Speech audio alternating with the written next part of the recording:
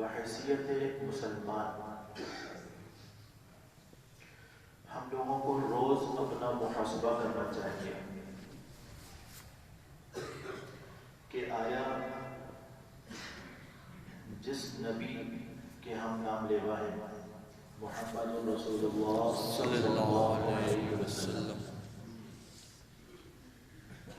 آیا ہماری روز مرہ کی زندگی اس نبی صلی اللہ علیہ وسلم کے طریقوں کے مطابق ہے یا نہیں ہے؟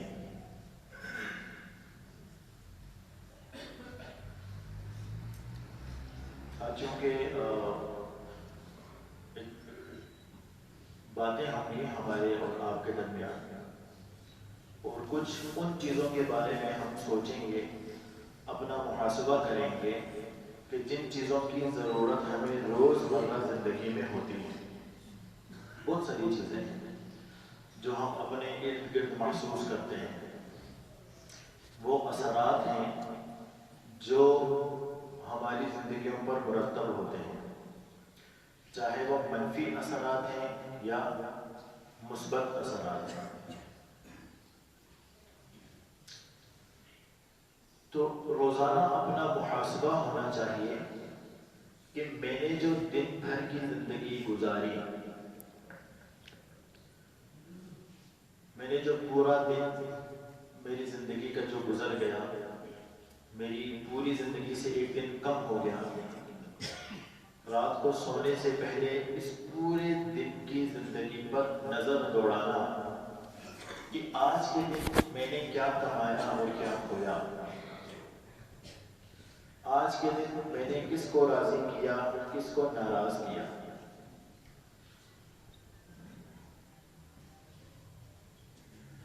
آج کے دن میں نے کس کو خوش کیا اور کس کو غمزدہ کر دیا۔ آج کے دن میرے اعمال نامے میں کیا کچھ لکھا گیا اور کیا کچھ مٹا دیا گیا۔ یہ ساری چیزیں سوچنا بحیثیت مسلمان، کیونکہ ہم نے کلمہ پڑھا لا الہ الا اللہ محمد رسول اللہ، اس کے بعد ہم دین کے اندر داخل ہوئے، پھر ہمارے اوپر احکامات لاگو ہوئے کہ اللہ رب العزت کی طرف سے جو فرض کردہ چیزیں ہیں وہ ہمارے لیے لازم ہو گئی، اور ان چیزوں کے لازم ہونے میں رسول اللہ صلی اللہ علیہ وسلم کا طریقہ کیا ہے۔ ہم نماز پڑھتے ہیں تو نماز کا طریقہ کیا ہے، ہم نے نماز کیسی پڑھنی ہے، یہ طریقہ ہمیں کس نے سکھایا؟ رسول اللہ صلی اللہ علیہ وسلم نے صحابہ کو، صحابہ سے آگے تابعین کو، تابعین سے تبع تابعین کو، کرتے کرتے کرتے ہم تک یہ نماز کا طریقہ پہنچا۔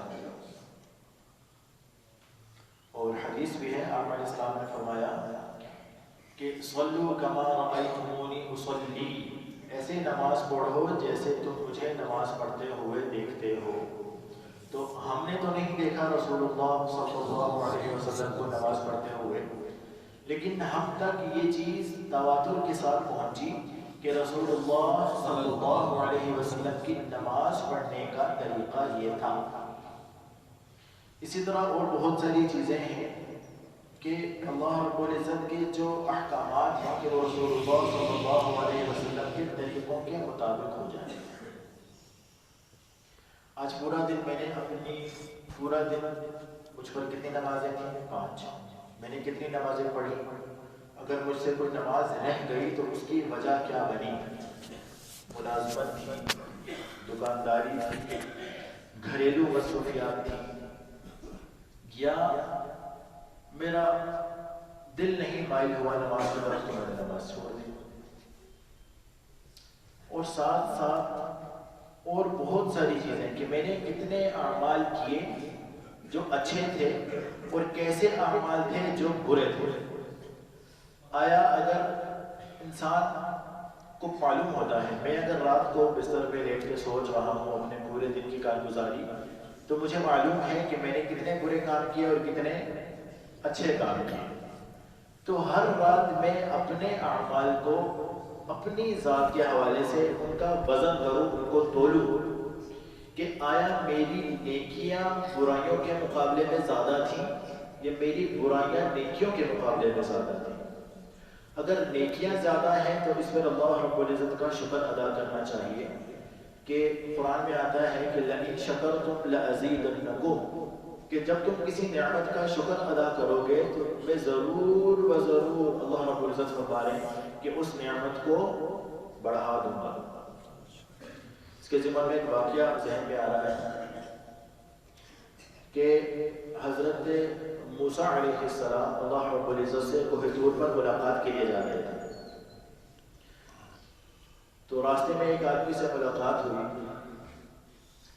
جو بیچارہ بڑی قسمہ پرسی کی حالت میں تھا، اس کے پاس کپڑا نہیں تھا کہ وہ اپنے سطر کو چھپا سکے، تو ریت کے اندر اس نے اپنے آپ کو چھپایا ہوا تھا، اور موسیٰ علیہ السلام کے ساتھ اس کا مکالمہ ہوا، اور خیر خیریت کے بعد اس نے پوچھا کہ اے موسیٰ کہاں کا ارادہ ہے؟ موسیٰ علیہ السلام نے فرمایا کہ کوہ طور جا رہا ہوں۔ تو اس نے فرمایا کہ میرا ایک پیغام اللہ رب العزت کو پہنچا دیجیے گا۔ انہوں نے کہا جی بالکل، آپ بتائیں کیا پیغام ہے؟ انہوں نے کہا کہ اللہ رب العزت سے کہیے گا کہ مجھ پر تھوڑا سا میرے ساتھ رحمت والا اور عافیت والا معاملہ کر دیں کہ میرے پاس کچھ بھی نہیں ہے، میں بالکل تہی دامن تہی دست ہوں، خالی ہاتھ ہے میرے، کہ میرے پاس کچھ اتنا آ جائے کہ میں اپنے سطر کو چھپا سکوں۔ انہوں نے کہا ٹھیک ہے، میں یہ پیغام دے دوں گا۔ پھر تھوڑا سا آگے گئے، ایک اور آدمی دیکھا اور اس کے ساتھ بھی ایسے علیحدہ سلائق ہوئے، وہ آدمی اس سے پوچھا، انہوں نے کہا کہ میرا بھی ایک پیغام ہے، وہ آپ پہنچا دیجیے، مختصر کر دو۔ کہا کہ یہ جتنا ریوڑ آپ دیکھ رہے ہیں یہ سارا میرا ہے، اور مجھے اس کا کوئی اندازہ نہیں ہے کہ اس میں کیا کچھ ہے، اس کی مالیت کا بھی اندازہ نہیں ہے، بس یہ بڑھتا چلا جا رہا ہے اور اس میں خوب برکت ہو رہی ہے۔ تو نے کہا کہ آپ کو کیا چاہیے؟ کہا کہ اللہ رب العزت سے دعا کرائیے گا کہ یہ کم ہو جائے۔ تو بڑی حیرت ہوئی، بہرحال وہ چلے گئے، ملاقات ہوئی، جو راز و نیاز بنا تھا وہ سارا ہوا۔ اتنے میں دونوں کا وہ خیال آیا تو کہا اے اللہ، دو بندے مجھے آج ملے اور ان کے کچھ پیغامات تھے، میں آپ کو پہنچانے آیا ہوں۔ اللہ رب العزت باوجود جاننے کے پوچھ رہے ہیں کہ کیا تھے؟ فرمایا کہ ایک آدمی مجھے ملا جس کے پاس کچھ بھی نہیں ہے۔ اس نے کہا کہ اللہ رب العزت سے درخواست کیجیے گا کہ مجھ پر کچھ عنایت کر دیں کہ میرے پاس کچھ تھوڑا سا ایسا ہو جائے کہ میں اپنے سطر کو چھپا سکوں اور اپنی ضرورت کو پورا کر سکوں۔ تو اللہ رب العزت نے فرمایا کہ اس سے جا کے کہنا کہ وہ میرا شکر ادا کرے، جو کچھ اس کو ملا ہوا ہے اس پر میرا شکر ادا کرے۔ یہ لَئِن شَكَرْتُمْ لَأَزِيدَنَّكُمْ، اس کے ضمن میں یہ واقعہ مجھے یاد ہوا۔ پھر دوسرا بندہ ان کا جب پیغام پہنچایا تو اللہ رب العزت نے کہا کہ اس سے کہو کہ وہ میری ناشکری کرے، جو اس کو ملا ہوا ہے اس پر ناشکری کرے تو اس کی نعمت کم ہو جائے گی۔ اچھا یہ گئے، پہلا وہ آدمی ملا جس کا ریوڑ تھا، اس کو جب اللہ رب العزت کا پیغام پہنچایا تو اس نے کہا کہ اے موسیٰ، میں اللہ کی ناشکری کیسے کروں جس اللہ نے مجھے اتنا کچھ دیا ہوا ہے جو مجھ سے سنبھالے نہیں سنبھل رہا، اور آپ کہہ رہے ہیں کہ میں اللہ کی ناشکری کروں؟ یہ الفاظ نکلے اور اس کا ریوڑ جتنا تھا اس سے 2 گنا زیادہ ہو گیا، وہ اور پریشان ہوئی، اب کیا ہو گیا؟ پھر وہاں سے چلے اس پہلے بندے کے پاس آئے جس نے اپنے آپ کو ریت میں چھپایا ہوا تھا۔ اس کو کہا، اس نے پوچھا کہ میرا پیغام پہنچایا؟ انہوں نے کہا جی بالکل۔ کہا اللہ رب العزت نے کیا جواب دیا؟ اس نے کہا کہ اللہ رب العزت نے کہا ہے کہ تم میرا شکر ادا کرو۔ اس کو بڑا عجیب لگا، اس نے کہا کہ میں اللہ کا شکر کس بات پہ ادا کروں کہ میرے پاس کچھ بھی نہیں ہے، میں نے ریت میں اپنے آپ کو چھپایا ہوا ہے۔ یہ الفاظ اس نے کہے، ایک ہوا چلی اور وہ ریت بھی اسے چھن گئی جس کے اندر اس نے اپنے سطر کو چھپایا ہوا ہے۔ تو لَئِن شَكَرْتُمْ لَأَزِيدَنَّكُمْ، جب ہم نیکیوں کی زیادتی پر اللہ رب العزت کا شکر ادا کریں گے تو اللہ ہمیں اور توفیق دیں گے اچھے کام کرنے کی اور نیکیوں کو بڑھانے کا۔ اور اگر ہم اس رات میں یہ دیکھیں کہ ہمارے گناہ زیادہ ہیں اور نیکیاں کم ہیں تو اس پر استغفار ہونا چاہیے اور اللہ کی طرف خوب توجہ ہونی چاہیے کہ اے اللہ آج مجھ سے جو گناہ ہوئے میں ان کی تجھ سے معافی مانگتا ہوں، اور میں کل کوشش کروں گا کہ ان گناہوں کا ازالہ ہو سکے۔ پھر اگلے دن جتنے گناہ ہم سے آج ہوئے ہم کوشش کریں کہ آنے والے دن میں ہم سے کم از کم وہ گناہ سرزد نہ ہو۔ ایسے جب ہم اپنی زندگی گزاریں گے تو ہم اللہ رب العزت کے احکامات کو بھی پورا کریں گے، رسول اللہ صلی اللہ علیہ وسلم کے طریقوں پر بھی چلیں گے، اور اس کے ساتھ ساتھ اللہ کی مخلوق کو بھی راضی کرنے والے بن جائیں گے۔ آج کل کا جو معاشرہ ہے سب سے مشکل چیز ہے قوت برداشت۔ ہمارے اندر بہت سارے ایسے لوگ ہیں جن کا ضبط بہت بڑا ہوتا ہے، ضبط کمال کا ہوتا ہے، بڑی سے بڑی بات ہم ان کے سامنے کر جائیں گے تو وہ بالکل پرسکون خاموش رہتے ہیں۔ سمندر کتنا بڑا ہوتا ہے لیکن اس میں کوئی شور شرابہ نہیں ہوتا۔ دریا میں دیکھیں کیسی موجیں اٹھتی ہیں اور کیسا اس کی پھنکار ہوتی ہے، اور شور شرابے سے پانی بہتا چلا جاتا ہے، اور سمندر میں بڑے بڑے جہاز ڈوب جاتے ہیں اور پرسکون رہتا ہے۔ تو جس کا ظرف جتنا بڑا ہوگا وہ اتنا پرسکون ہوگا۔ ہمیں چاہیے کہ ہم اپنے ظرف کو بڑا رکھیں۔ ہمیں اگر کوئی گالی دیتا ہے، ہمارے ساتھ کوئی برا کرتا ہے، ہمارے ساتھ کوئی ناانصافی کرتا ہے، تو ہمیں چاہیے کہ ہم اس کو معاف کرنے والے بنیں۔ ہمارا قوت برداشت، ہمارا صبر بڑا ہونا چاہیے، اور وہ فرماتے ہیں کہ من صمت النجات، جو چپ رہا اس نے نجات پائی۔ لیکن یہ چیز ہمارے ساتھ اگر کسی کا جھگڑا چل رہا ہے، وہ اگر ایک بات کہے گا تو ہم دو باتیں آگے سے اس کو کہیں گے۔ ہم کہتے ہیں کہ میں کسی سے کم ہوں، مجھے اس نے ایسی بات کہی۔ یہ میں جب تک ہمارے اندر سے ختم نہیں ہوگی، یہ ہم سب کے ساتھ ہے۔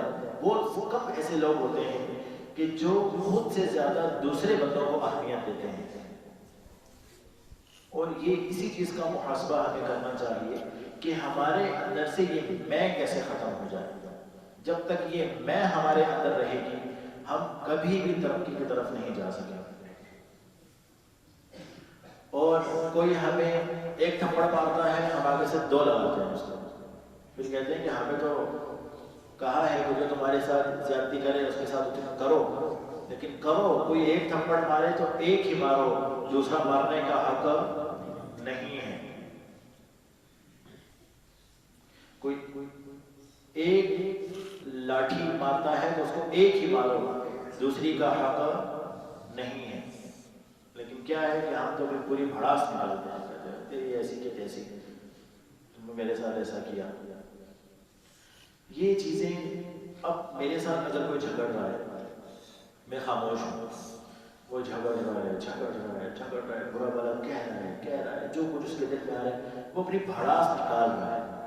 اگر میں آگے سے بولوں گا تو اس کا پارا اور چڑھے گا، وہ اور غصے میں آئے گا، وہ اور برا بھلا کہے گا۔ خود کو پرسکون رکھنا، دوسرا بندہ اس کی جب بھڑاس نکل جائے گی وہ خود ہی پرسکون ہو جائے گا، اور تھوڑے وقت کے بعد ممکن ہے کہ اس کو اس چیز کا احساس بھی ہو جائے کہ میں نے اس کے ساتھ برا کیا اور اس نے آگے سے مجھے کچھ نہیں کہا، تو ہو سکتا ہے کہ وہ آگے آپ سے معافی بھی مانگ لیں اس بات پر۔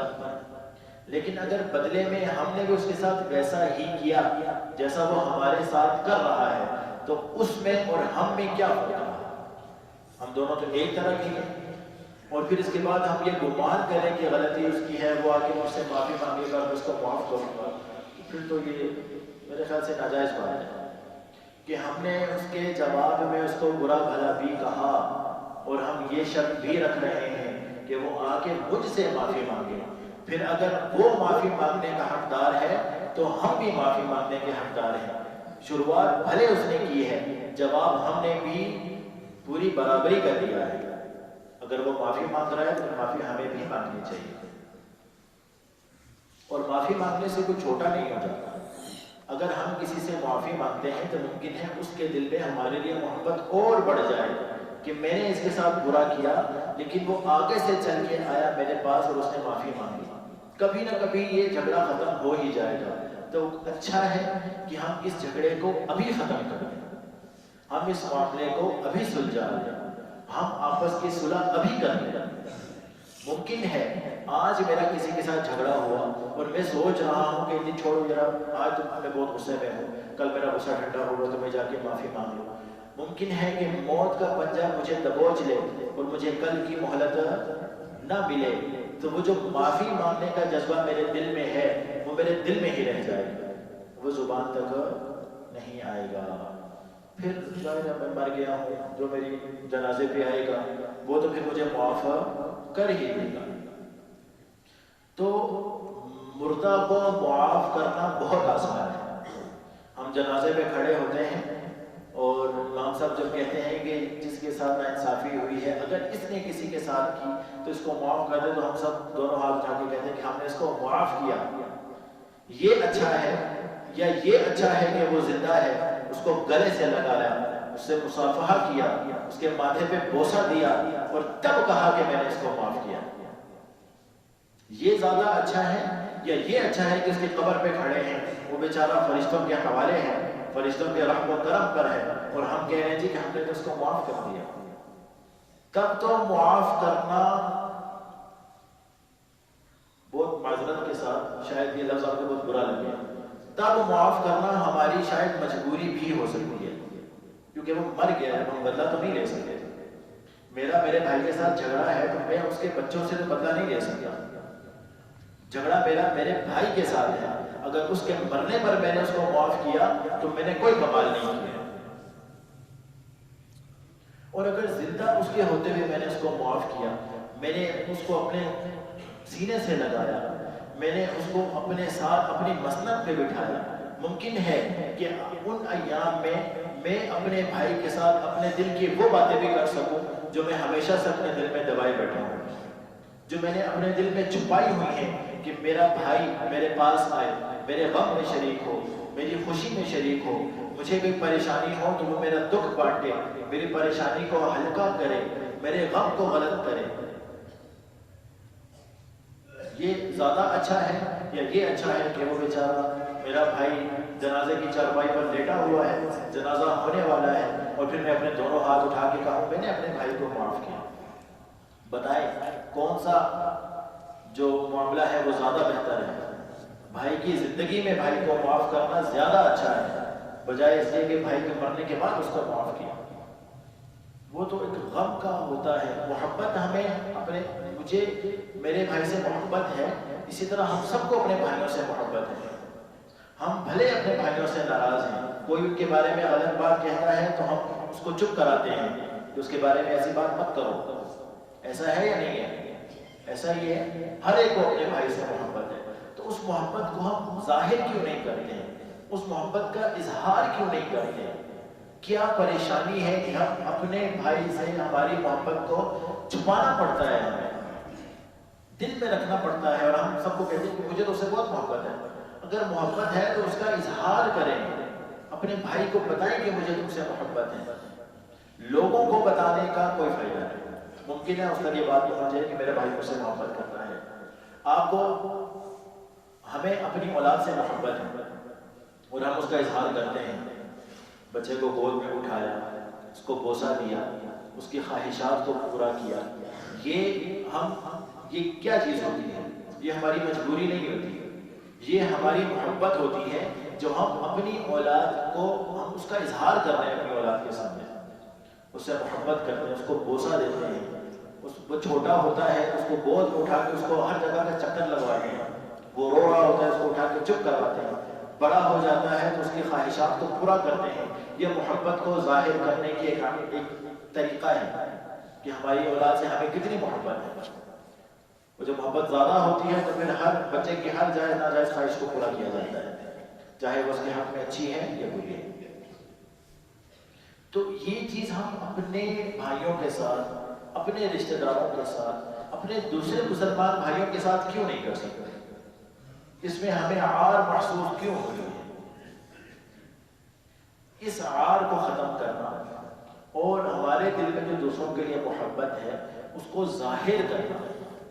اگر مجھے، اور حدیث میں آتا ہے کہ انا اگر تم آپ کو کسی سے محبت ہے تو اسے کہہ دیں کہ انا احبک فی اللہ، میں اللہ کے لیے تجھ سے محبت کرتا ہوں۔ اگر وہ اچھا نہیں بھی لگتا تو اللہ کی ذات کے لیے اسے محبت کر لیں۔ اس چیز سے قطع نظر کہ وہ امیر ہے، غریب ہے، گورا ہے، کالا ہے، بوڑھا ہے، جوان ہے، کیسا بھی ہے تو مسلمان۔ ممکن ہے کہ روز محشر یہی محبت ہمیں جنت میں لے جانے والی بن جائے۔ حدیث میں آتا ہے کہ قیامت کے دن عرش کے سائے میں 7 طرح کے لوگ ہوں گے، ان میں سے 2 لوگ ایسے ہوں گے جو اللہ کے لیے ایک دوسرے سے محبت کرتے ہیں اور اللہ کے لیے ہی ایک دوسرے سے بچھڑ جاتے ہیں۔ اپنے دلوں کو صاف رکھنا یہ بہت اہم ضرورت ہے ہمارے اس معاشرے کی۔ ہم دلوں میں بات رکھ لیتے ہیں اور پھر جب پھٹتے ہیں تو پھر ساری کسر پوری ہو جاتی ہے۔ ایک دفعہ پھٹتا ہے اور سارا اندر یہ جو پھوڑا پھنسی ہوتی ہے نا، پھوڑا پھنسی، وہ پکتا رہتا ہے، پکتا رہتا ہے، پکتا رہتا ہے، پھر جب وہ پھٹتا ہے وہ سارا گرد اندر سے نکلتا ہے۔ یہی حال ہمارا ہو گیا ہے۔ ہم دلوں میں بات دبا کے رکھتے ہیں، وقت گزرتا رہتا ہے۔ جب دل بھر جاتا ہے اور جب وہ پھٹتا ہے تو پھر زبان کے راستے سے سارا دل کا سارا میل، ساری گندگی زبان کے راستے سے باہر آ جاتی ہے۔ تب پتہ چلتا ہے کہ اس کے دل میں میرے لیے کتنی نفرت تھی، کتنا بغض تھا۔ تو اپنے دلوں کو صاف رکھنا، دل صاف تو سب صاف، پورا جسم آپ کا درست کام کرے گا۔ دل ہی خراب ہے تو جسم کے باقی اعضاء اچھا کام کر سکتے ہیں۔ بجلی کا میٹر ہے، بجلی کا میٹر، اس میں سے اگر پوری بجلی آ رہی ہے تو آپ کے گھر کی ہر لائٹ، ہر بلب، ہر پنکھا، فریج، اے سی، ہر چیز ٹھیک کام کرے گی۔ اور بجلی ہی پوری نہیں ہے تو کوئی چیز چل سکتی ہے؟ بلب جلائیں گے تو وہ ڈم ہلکا ہلکا سے ٹمٹما رہا ہوگا جیسے چراغ جل رہا ہے۔ فریج بجلی کو اٹھائی گئی، اے سی چلے گئی، پنکھا بھی ایسے چلے گا کہ ہوا تو ہوگی۔ تو دل بھی میٹر کی طرح ہے، دل صاف ہے، دل صاف چیزیں مہیا کر رہا ہے پورے جسم کو، جسمانی اعضاء کو، تو سارے کے سارے اعضاء درست کام کریں گے۔ اور دل کے اندر میل ہے، دل کے اندر کھوٹ ہے، دل کے اندر خرابی ہے تو اعضاء پھر کیسے اچھا کام کریں گے؟ دل کے اندر کسی کے بارے میں بغض ہے تو آنکھ ہمیشہ اس کے اندر برائی دیکھے گی، کان ہمیشہ اس کی برائی سننے کے منتظر رہیں گے، زبان ہمیشہ اس کے بارے میں غلط بولے گی، ہاتھ ہمیشہ اس کے خلاف اٹھیں گے، پاؤں ہمیشہ اس کے خلاف استعمال ہوں گے۔ لیکن دل اچھا ہے، کبھی کسی نے اپنے بیٹے کے بارے میں برائی کی ہے کیونکہ دل میں اس کی محبت ہے، آنکھ ہمیشہ اس کی اچھائی دیکھتی ہے، دل میں اس کی محبت ہے، زبان ہمیشہ اس کی تعریف کرتی ہے اگرچہ وہ کیسا ہی ہے۔ زبان سے ہمیشہ تعریفی کلمات نکلتے ہیں کہ میرا بچہ تو ایسا ہے، بہت اچھا ہے۔ کان ہمیشہ اس کی تعریف سننے کے منتظر رہتے ہیں، ہاتھ ہمیشہ اس کی مدد کے لیے آگے بڑھتے ہیں، پاؤں ہمیشہ اس کے اچھائی کے لیے استعمال ہوتے ہیں۔ تو یہ چیزیں ہمیں روزانہ اس چیز کا محاسبہ ہونا چاہیے کہ ہمارا دن کیسا گزرا اور آنے والے کل میں، آنے والے دن میں ہم اپنی زندگی کیسے گزار سکتے ہیں۔ تو کوشش کریں گے نا انشاءاللہ اللہ رب العزت ہمارے دلوں سے تمام برائیاں، تمام بری عادتیں اور تمام وہ خصلتیں جو ہمارے دل کو خراب کر رہی ہیں، اللہ ان کو ختم کر دے، ہمارے دل سے جڑ سے ان چیزوں کا خاتمہ فرما دے، اور جو کچھ نہ اللہ رب العزت عمل کرنے کی توفیق عطا فرمائے۔